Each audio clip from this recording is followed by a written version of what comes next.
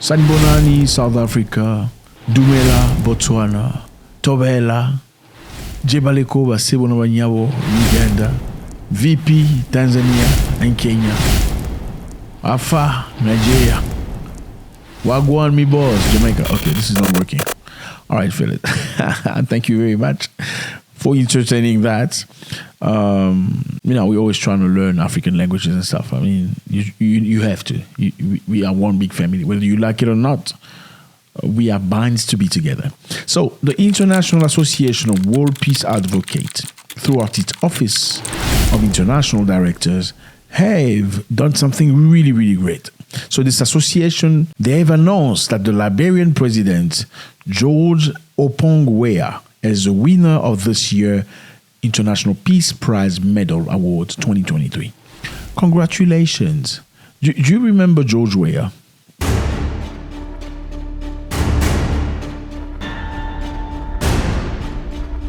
Have you heard of this man? George Weah was an amazing soccer player. One of the greatest in Africa, absolutely. From Liberia. Great guy, good man. Later on became into politics. He went back to his country after having a successful career in Europe. Went back to his country to rebuild his country. Liberia is a country that's been through so many things. War, so many sad stories in Liberia. So George Weah went back to his country to try to contribute with the knowledge that he had and the popularity he had gained with the soccer. He became the president of his country. So they are congratulating him because after he took office, unlike many African presidents, he ran for another election and he lost. After losing, he didn't call the military. He didn't lock down the country. He didn't try to do any sleek, funny move. He said, you know what? Thank you. I have lost these elections. Today, the people have prevailed. So we're going to prioritize the interest of the people over my personal interest. Let's clap for this man again. George Weah. So this award is total appreciation of the just concluded presidential election in Liberia, which ended up in a runoff election and was regarded as an election that expressed the mind of the people without intimidation or electoral violence, like majorly seen in other African countries. So, fellas, this is not news. It's not brand new news. For those of you who know, generally in Africa, taking power is one thing. Releasing power is it's a problem. Yeah. We need to tell you the truth, okay? If you don't know Africans, I know Africans pretty well. Yeah, Africans in general, not everybody. They come ask you for money. Like, hey, I'm in trouble. I need some money. I need to, resolve some issues that I have. I need to pay my rent. I need to help my sister go to hospital. I need to pay my charges and everything. Please be nice to me, help me. And you very nicely giving money, okay? So you can find solutions to these issues. He finds a solution to his issue. He say thank you, and he says he's going to pay you back on Saturday. Then Saturday arrives, he doesn't call you like he promised. Then Sunday, he doesn't call you. And if you don't call him on Monday, he doesn't call you either. Then if you decide to call him on Wednesday, then he goes like, why are you calling me at this time? It's late. Don't you see it's 7 o'clock, 7 p.m. Couldn't you call me earlier? Like, dude, I got some family gathering and stuff. So the person that came to you being like a cat, nicely like a cat, asking you for the money because he had issues, all of a sudden becomes a tiger. Why are you asking me for your money? Yeah, there's Africans for you. Not all, but many of them. I'm telling the truth. So the same thing applies in power. A lot of these people will come and tell you the beautiful stories about how they're going to construct the country, how they're going to provide jobs and opportunity for the youth, how they're going to change infrastructure, build trains and all that stuff, transportation. As soon as they get in power, well, they start enriching themselves, building villas for themselves and stocking money into the pockets of their family members and cousins and second wives and third wives and stuff. You don't dare say anything about it. If you dare, you go into jail. How dare you talk this way to the president? Yeah, that's Africa for you. I'm telling you. And then they run the election. The second time before they go to the election, say, hey, we haven't finished the job we're supposed to do. We need another 5 years to lie to you again. Okay, they don't say lie to you again. But they say, we need another 5 years so we can achieve what we couldn't achieve in 5 years. 5 years is not enough. We cannot finish the project of building schools looking like Germany. We cannot finish the project building hospitals looking like Sweden. We need another 5 years of lies. Well, they don't say lies.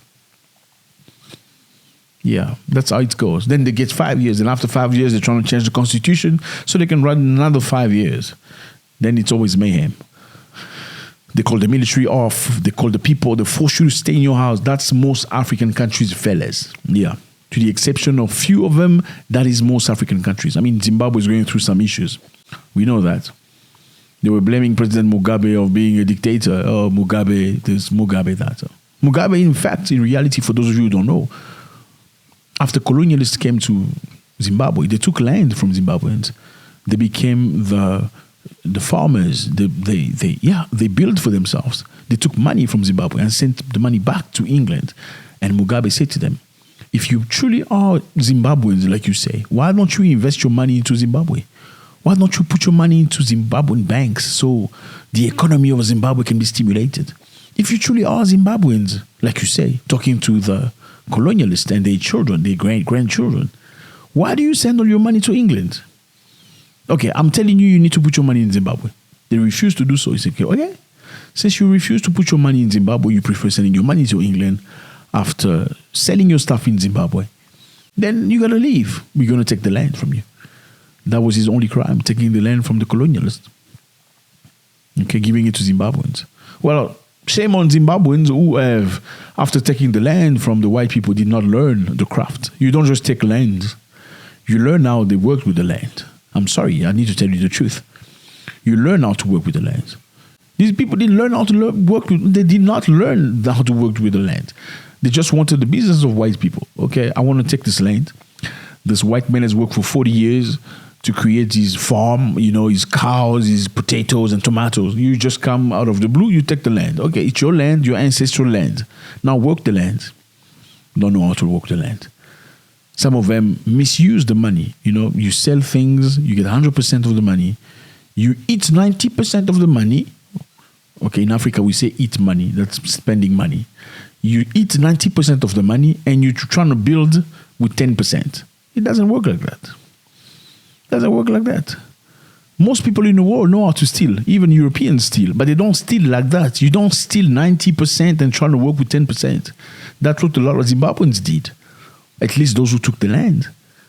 They didn't know how to perpetuate, to create. If you never built, it's very difficult when you gifted something that never belonged to you. You don't know how to continue. Mugabe did his part. Some Zimbabwe failed to follow up. It wasn't Mugabe's fault. Now, with the new president, we know Zimbabwe had to go through elections and stuff. And many people told you already that, listen, this election is meaningless because, well, this guy doesn't want to leave power. Whether you vote or not, well, it ain't going to happen.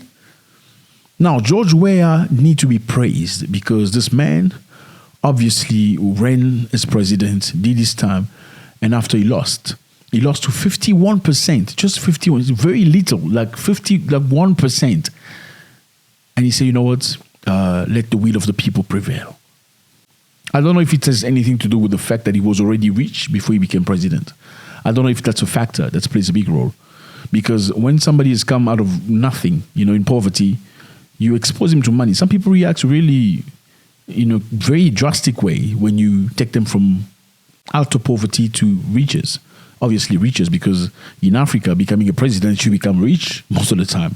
Have you ever seen a poor president in Africa? No, you don't see that. They have no salaries. These people have access to everything. And nobody's going to ask questions about that.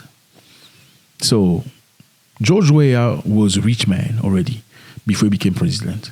He did his time. When it was time, he left. Okay? He left, no issue, no trying to find it, no excuses. He says, no more.